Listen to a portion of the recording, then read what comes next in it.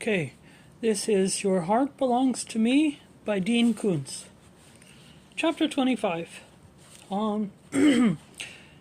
There's about 6 chapters left. This book has part 1, part 2 in it. There's about 6 chapters left in part 1.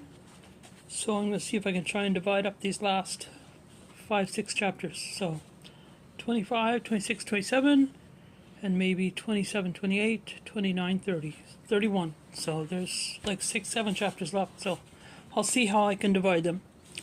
Anyway, chapter 25. With the moon still tethered to the eastern horizon, but straining higher, with the giant pepper tree occluding most of the eternally receding stars, the time to talk of death had come.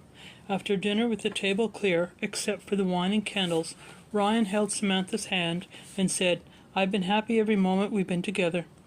Sounds like the next word is going to be, but, in which case these slippers aren't adequate ass-kicking shoes. He would not mention his delusional adventure, his fear that he had been poisoned. If he died within a year, he wanted Sam to remember him as a better man than he actually had been. Because Sam took life the same way that she took the sea when surfing, or her terms, but with respect for its on her terms, but with respect for its unpredictable nature, boldly and without fear. Ryan explained his situation succinctly and directly. He neither made a tragic opera of his news, nor pretended that was a light opera certain to end in flags and flourishes and sparkling arpeggios of harp strings. Her heart tightened around his, as if she would hold him to the world. Tears pooled in her eyes, shimmered with her effort to retain them, and the shimmering caused the candle flames to quiver more in reflection than they did in the cut glass cups that held them. She understood that delivering this news was as hard for him as hearing it was devastating to her. Two things they admired in each other were self-sufficiency and clear-eyed recognition that life was a struggle requiring optimism and confidence.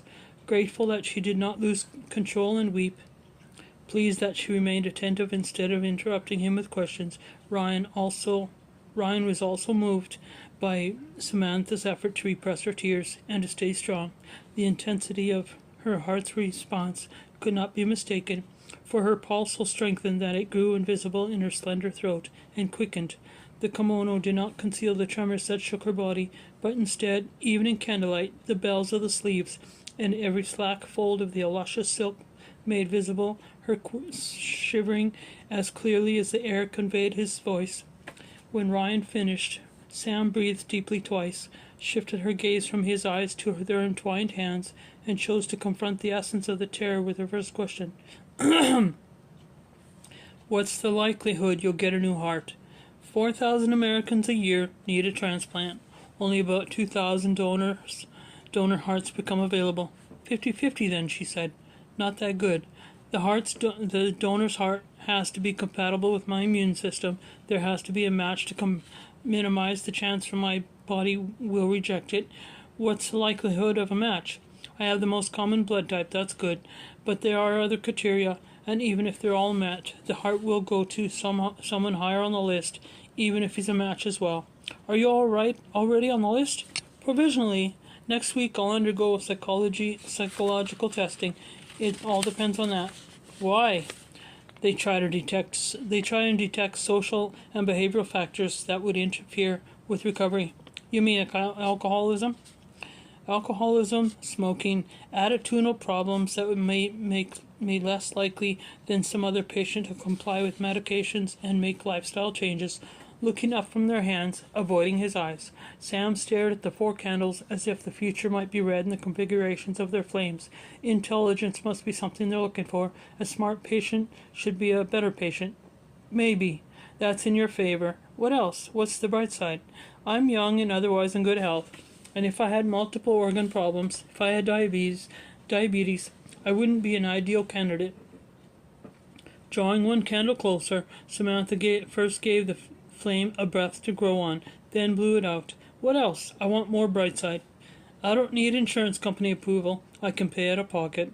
As a pale ribbon of smoke unraveled from the buttery briefly sputtering black wick. Samantha drew a second candle close to her and breathed darkness upon it as well. Ryan said, "Sometimes there's a distance problem. Once a donor is certified brain dead and surgeons remove his heart, they can keep it cooled to 40 degrees in saline solution, but only 6 hours. So the surgical team, what, looks for a recipient within a certain radius? In my case, they don't have to bring it to me. I can go to them by Learjet, while they keep the donor alive on the machines." She dipped a finger and forefinger in the last of her wine and pinched out the flame on the third candle. "The 5-year survival rate for transplant is slowly but surely creeping towards 70%, he said, without wetting his fingers again. Samantha extinguished the final flame with a pinch and hissed as if she felt its heat, but also as if she wanted to feel it. The kitchen door was closed, and the curtained window poured no light onto the deck. "If I make 5 years, then my chances of making 5 more are good, and so much is happening in medicine. Each year, so much."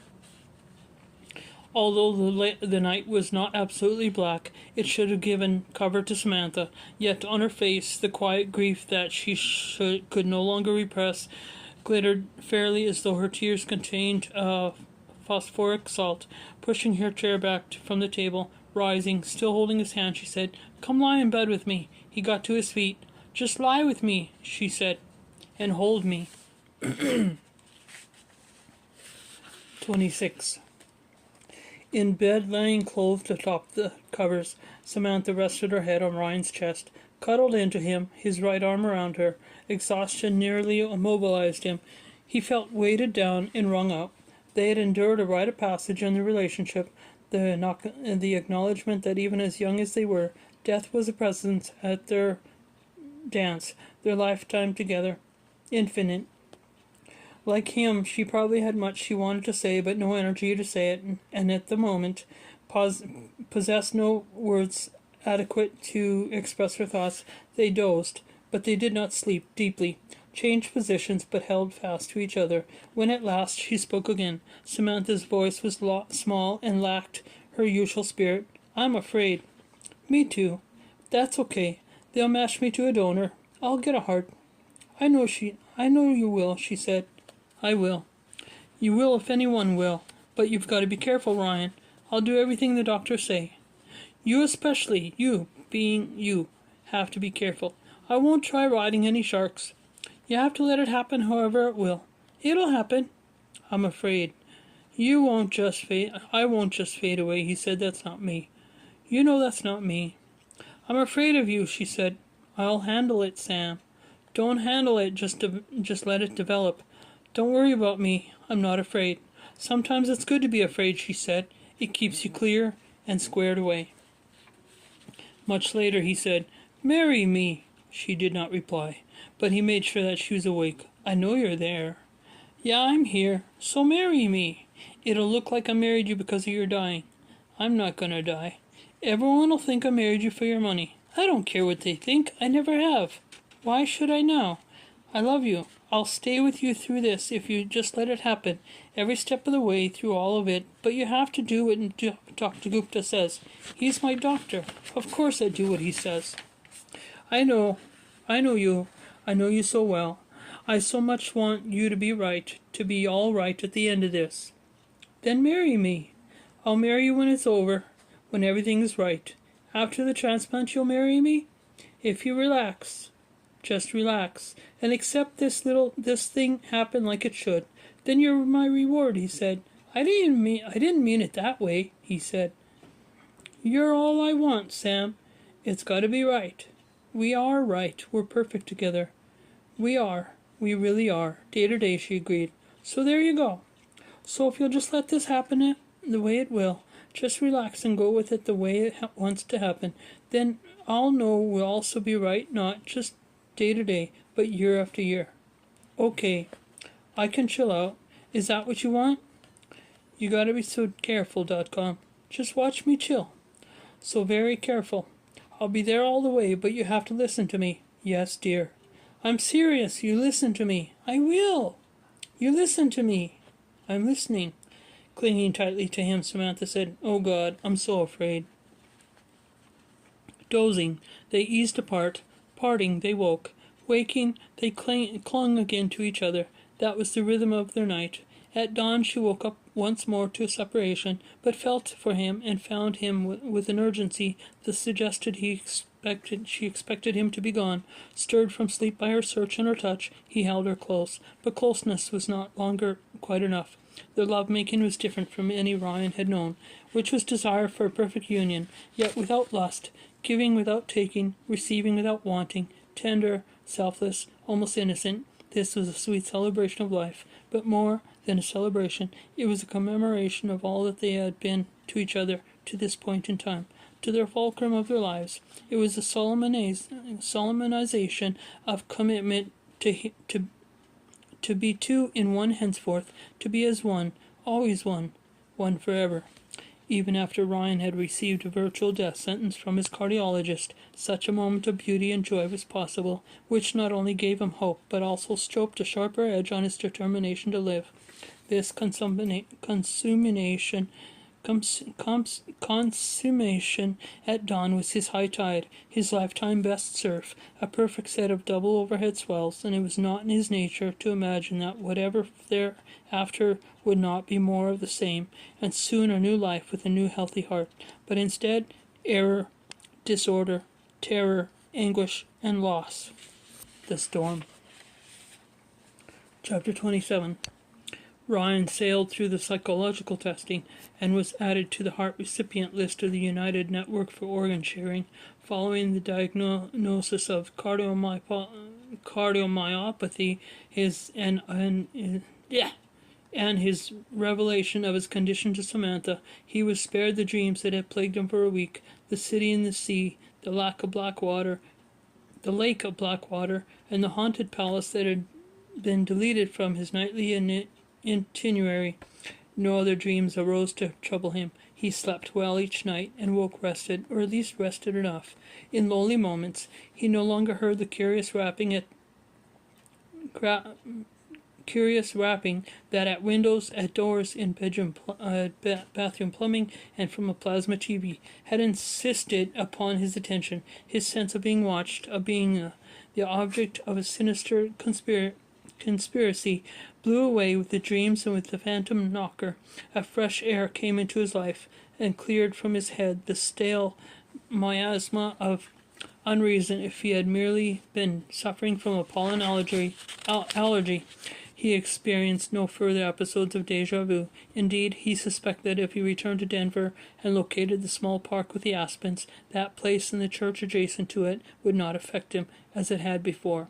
As for knowing before he saw it what the crucifix would look like above the altar at St. Gemma's, over the years he had been inside a few Catholic churches, attending weddings and funerals. He didn't remember any of those altars, but he assumed that perhaps a crucifix in one Roman church was much like that in another. Uniformity might even be required. He must have known that he would find in St. Gemma's, only because he had seen the identical crucifix, or one nearly like it, or at one of those weddings or funerals. He attributed the calm and clarity that purged his paranoia to the medications that Dr. Gupta prescribed, including a diuretic to control heart failure and an antiarrhythmic drug to correct abnormal heart rhythms. His blood was better oxygenated now than it had been, and toxins more generously retained were being flushed from his system more efficiently. Irrationally, he had learned that a scheming poisoner, a modern-day medici, might be among his household employees. Ironically, the only poisoner that had been the very heart within his breast, which by its diminished function had clouded his mind and fostered his delusions, or so he concluded. Through October and November, Ryan's greatest problem proved to be impatience, as though awaiting transplants received their hearts or perished. He moved up the list, but not fast enough. He remained acutely aware that Samar Gupta had given him at least one more year to live. A sixth of that year had passed. When he saw TV news stories about traffic accidents involving fatalities, he wondered if the deceased had signed donor cards, organ donor cards when getting their driver's license. Sometimes the knowledge that most people did not donate would inspire an angry rant. This was not fair enough to those against those he railed, because during all the years that he had been in good health, he never signed such a card either. Now enlightened through his attorney, he arranged to donate what organs, if any, might be of use to others after his body succumbed to the ravages of cardiomyopathy, or alternately if he received a transplant but died anyway. By December, Dr. Gupta had to adjust Ryan's drugs and add 2 more medications to a regime in order to prevent the return of the frightening and debilitating symptoms. The cardiologist used arcane medical terminology to avoid words like deterioration, but Ryan had no doubt that his condition was deteriorating.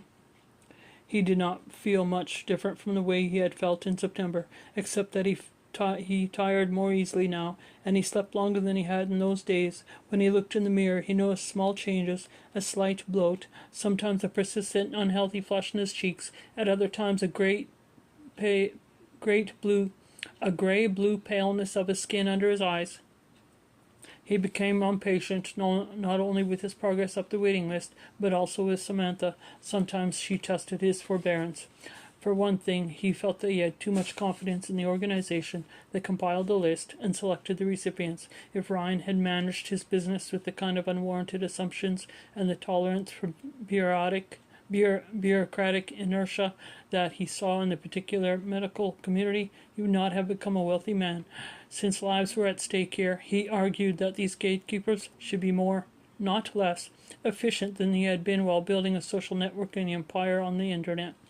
She would listen to the little complaining on the subject before reminding him that he had promised to weather this waiting period with a relaxed attitude. He had pledged not to try to handle what in truth he could not control, but to let it unfold as it would. .com, you worry me, she told him now. This restlessness, these spells of anger, this isn't good. It doesn't help you. You're wound too tight. Week by week, Ryan developed more exotic strategies to survive, investigating all manner of alternative medicine treatments that might supplement what any cardiologist could do for him. Everything from rare substances obtained from the spores of rainforest ferns to psychic healing with sympathy, reason, and humor. Samantha provided a reality check to each treatment scheme that he considered adopting, although he knew she was right. Sometimes her acerbic humor seemed to be cold sarcasm, her reason mere pessimism, and her sweet sympathy insincere. Ryan suspected that his sour moods and his frequent spells of restlessness and agitation was caused by his medications. A review of the side effects listed for each drug confirmed his suspicion. "I'm sorry, Sam," he told her more than once. "It's these damn drugs. I'm not myself. Next thing I'll be growing hair on my palms and howling at the moon."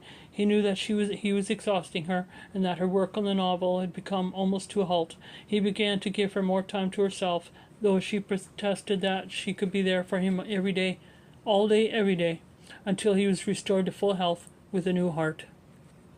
On December 12th, they had dinner in a restaurant where white tablecloths, emojis, china, crystal, and waiters in white jackets set both a mood and a standard. This wasn't one of those Newport Beach high-end meat markets that layered on the style but catered to upscale singles who chose their dinner companions from the opportunities at the bar. Here the clientele was older, quieter, with at least a veneer of class, often with the old money charm and grace that made even true class seem somewhat tacky by comparison. Between the appetizers and the entrees, Ryan told Samantha about Dr. Dougal Hobb, a prominent cardiologist and cardiovascular surgeon with offices in Beverly Hills. "I think I might switch to him," he said. Surprised, she asked, "What's wrong with Dr. Gupta?" "Nothing. He's fine. He's all right. But Dr. Hobb is so highly regarded. He's really at the top of his profession. Will it affect your position on the waiting list?" "No, not at all." "What does Forey Stanford say?" "I haven't discussed it with him." "Why not?" "He recommended Dr. Gupta." In any restaurant, he and Sam usually preferred a table in a corner to allow them greater privacy, but on this occasion they sat in the center of the establishment. The elegant room sparkled, a treat for the eyes, and it lay all around them. I will call Forey, Ryan said. I just haven't yet. .com, is this just a change for the sake of change, just more restlessness? No, I've given this a lot of thought. Assisted by a busboy, their waiter arrived with the entrees and presented each dish with sufficient flourishes to confirm the excellence of the service without descending to showiness. As they began to eat, Ryan changed the subject. You're so lovely tonight. Everyone is taken with you, the center of attention. Well, we are at the center of the room, you'll notice, but I suspect most of these people know who you are, which makes me much more the supporting act. She led him lead her down conservational byways. But in time, she returned to Hob. Before you leave Dr. Gupta, talk to Forey. I will, but they don't get better than Dougal Hob. I even had a complete background done on him. Background? By an extremely dependable security firm to see if he's had any malpractice suits filed against him. Personal problems of any kind. Her blue-green eyes did not darken, but her mood underwent a tidal change. You have a private detective scope him out? It's my life on the line, Sam. I want to be sure I'm in the best possible hands. Forey is your friend. He sent you to the best. He wants the best for you. Dr. Hobb has never had a complaint launched against him, let alone a legal action. Has Dr. Gupta? She asked. I don't know. I'm sure he hasn't. I don't know. But listen, Dr. Hobbs' private life is without a stain. His finances are in perfect order. His marriage is rock solid. Putting down her fork and knife, she said, You're scaring me. He raised his eyebrows. Why? Can't you hear yourself? You're trying to handle this. Take charge, but it's fundamentally not yours to take charge of. He answered her concern with a sheepish look. Be to do. It's not just the cute name of a company, it's a life philosophy. Taking control is a hard habit to break. And trusting people is a difficult habit to establish, Ryan, not least of all for people like you and me, considering where we come from. You're right. All right. I know. We can shape our fates, she said, but we can't control them. You can't control death. You need a team here. You need to make these decisions only after consultation. I'm consulting with you right now. She neither broke eye contact nor replied. Okay, he said, you're right. I won't do anything until I talk to Forey and Dr. Gupta, and to you. She drank some of the Chardonnay. She put down the wineglass. She conveyed the glittering room, requiring other diners to look away from her. Her attention on Ryan once more, she said, Sweetie, trust the people who care for you. Trust me, especially when I understand you so well. So very well. So entirely. And I love you. Moved, he said. I love you too. If you knew me as completely as I know you, she said, you might not love me. Impossible. What a thing to say. No, it's true. Human beings are such knotted, desperate pieces of work. It's a rare thing to know one completely to the core and still love him. Or her. I don't need dessert, do you? She had so riveted him that her change of subject did not at first compute, and he stared at her as though she had switched from English to some obscure Russian dialect. Then, oh no, I don't need dessert. Maybe after the wine a double espresso? That sounds good. She said no more about Dr. Hobb or about the knotted, desperate nature of humanity, but spoke of happier things. Over the espresso, she favored Ryan with an affectionate smile that gladdened him, and as chandelier light danced in her eyes, she said, See, Winky, you could have taken me to the farthest corner of the room, and even in that privacy, I wouldn't have scalped you, or even boxed your ears. Little more than one day later, on December 14th, at home alone, as he awaited the sleep that for hours had eluded him, comforted by the glow of a bedside lamp that he was loath to turn off these days, Ryan suffered a sudden breathing problem. He inhaled without relief, as if the air he took in was going somewhere else other than his lungs, although his belief that he was drawing full breaths might have been a misperception. An immediate sense of suffocation overcame him, a choking anxiety, and he could not stave off panic. When he pushed up from the mattress, he was whirled into such a dizziness that the bed seemed to be on a carousel, and he fell back onto the pillows, gasping and soaked in a copious instant hot sweat. In that moment, a light year was defined as the distance between him and the telephone on the adjacent nightstand. He could see it, but he did not have enough knowledge of Einsteinian physics to be able to make the epic voyage. The paroxysms lasted only a couple of minutes, but when he could again draw breath easily, air had never tasted so sweeter. For a while he was reluctant to move, afraid that movement would trigger another event, the same or worse. But at last he sat up, swung his legs off the bed, and stood. He discovered that his ankles were badly swollen. Although he took his medications faithfully and punctually, he was retaining water. Standing beside the bed for the first time in months, he heard a tapping, someone gently rapping at a window or a door. Panic had subsided, but fear remained. The sweat had sheathed him, had gone cold. Turning, he searched for the source of the sound, cocked his head toward the incessant metronomic tap. He took a few steps in one direction, but then took another and another, and pausing repeatedly to listen, he moved from the bedroom into the sitting room, into the bedroom once more, and then into the black granite and the gold onyx and the stainless steel and mirrored walls of his bathroom. In that maze of reflections, the rapping continued, as loud there as anywhere else. For a moment, Ryan believed that the sound came from underfoot, that its ambiguous nature, always the same volume, the same timbre in room after room, indicated a source beneath the floorboards, one that, incredibly, was mobile and shocking him. But then he recalled that the floors were lightweight concrete, which had been specified for the very purpose of sound suppression.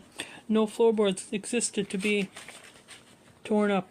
No hollow space lay underfoot through which the source of the sound could pursue him. He looked at the ceiling, the only other plane universal to this. Third-floor rooms. He had thought of the attic overhead. He entertained the possibility lunatic, certainly antic image of a stalker above him, some phantom who had traded opera house cellars for higher haunting grounds, electronically monitoring Ryan's position for the purpose of tormenting him with the rapping, the soft rapping. The soft rapping, only this and nothing more. That absurd speculation lasted mere seconds, for abruptly Ryan realized that the sound arose from within him. Although it was not the classic lub-lub of the blood pump, it was associated with those rhythms. It was an ominous throb born of his heart's malfunction, not a gloved knuckle against the door, not a fat moth against the window pane, but a blood and muscle sound.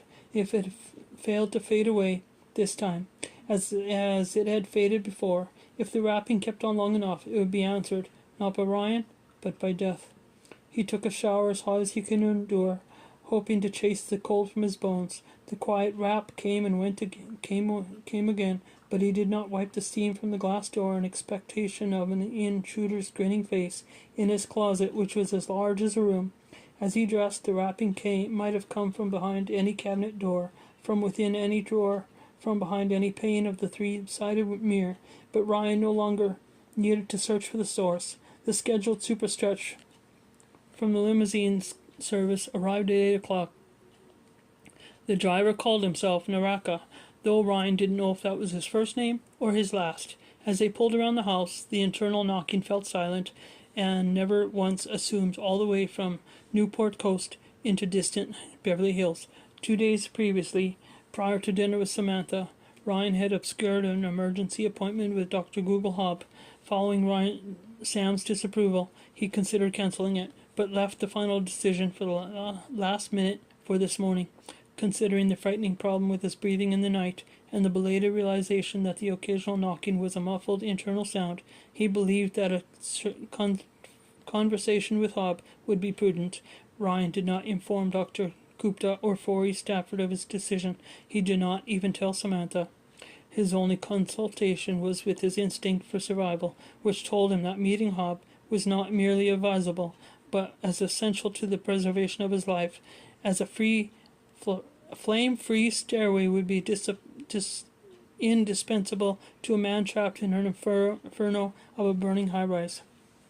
Dr. Google Hobb did not maintain his offices in one of the gleaming skyscrapers that lined Wilshire Boulevard, as did many other physicians. His practice occupied an entire 3-story building on a quiet street on the edge of Beverly Hills business district. This elegant neoclassic structure, white with a black slate roof, embraced by an old magnolia trees that fanned their giant spade leaf shadows onto its wall, looked more like a private residence than like a place of business. Only a discreet brass plaque beside the front door identified the premises: D. Hop, M.D.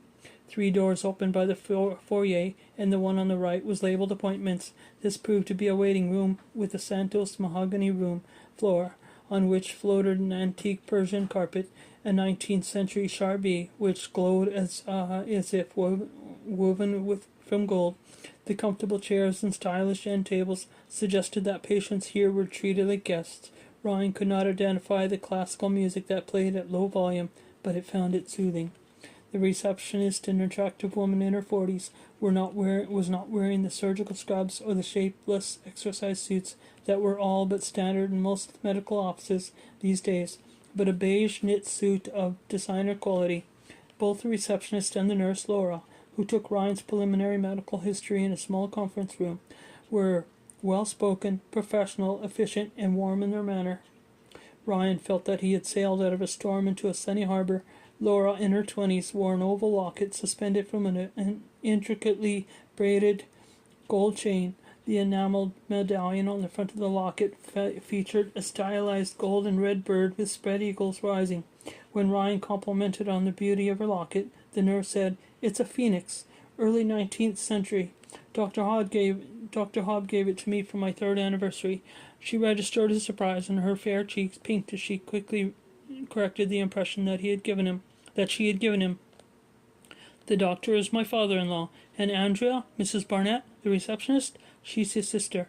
"You don't think of a medical practice as a family business," Ryan said. "They're a close family," she said, "and quite wonderful. Blake, my husband, graduated Harvard Medical. Cardiology? Cardiovascular surgery. When he finishes his residency, he'll join Dr. Hobb, in the practice." Given the indifference to the idea of family and tradition that characterized both of Ryan's parents, he envied the Hobb clan.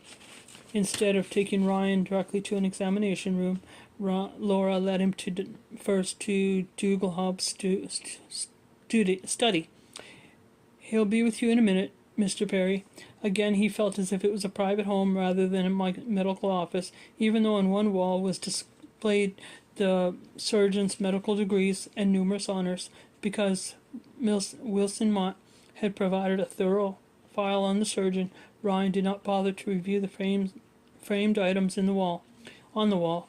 Instead, when Dr. Hobb entered the room, Ryan stood admiring the cherry veneer Peter Meyer desk with ebony inlays.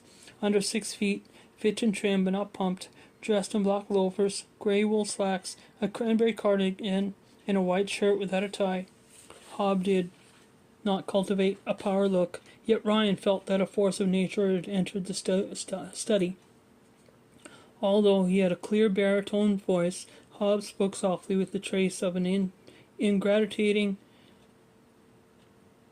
accent that might have been Carolinian. He had a full head of salt and pepper hair, but not a Leon silver mane. His brown eyes were direct, though not striking. His features were pleasant, though not handsome.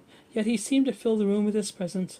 They sat in armchairs that faced each other across the Biedermeier pedestal table, with magnificently figured walnut veneer, in order to, as Dr. Hobb put it, get to know each other.